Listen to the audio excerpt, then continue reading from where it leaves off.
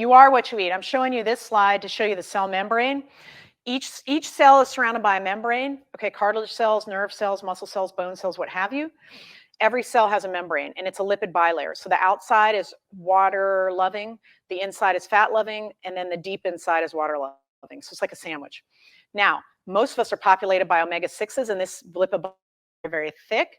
What we want to populate the lipid bilayer with are omega-3s, which are better fats, better fatty acids, polyunsaturated fatty acids, healthier for us, and they make that lipid membrane more flexible, more functional. And that's your EPA and your DHA, your omega-3s. Massively important to feeling better, especially if you have arthritis. Okay, how does it help? Two ways, well, a bunch of ways, but we're going to talk about two main ways. First of all, the precursors for arthritis, that inflammation, inducing that inflammation, those cytokines we talked about. So the precursor to create prostaglandins and the pro-inflammatory proteins is usually omega-6, which is in what? Corn, corn-fed beef, corn-fed chicken, etc. So, and seed oils, all of the seed oils that everything's cooked in nowadays. So we populate ourselves with omega-6s. They have to become arachidonic acid, which has to become inflammatory.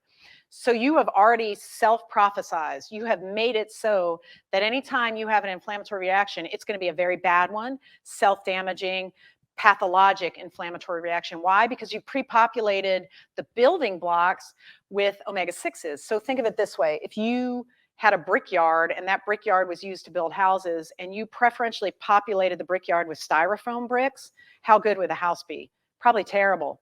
But what if you had really good bricks? You would have a good house. And that's what omega-3 is.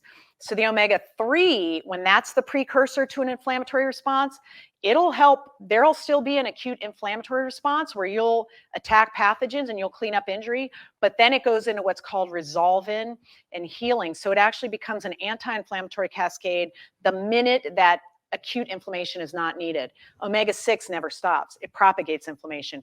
If you're populated with omega-3s, you have better building blocks for the inflammatory response. The second reason I love omega-3s is they make the cells much more flexible. You will feel looser, you will feel better, and also all of the pores and the receptors and the different functions of the cell membrane work better because they're in a more fluid environment. Like they're not glommed up and stuck in stiffness.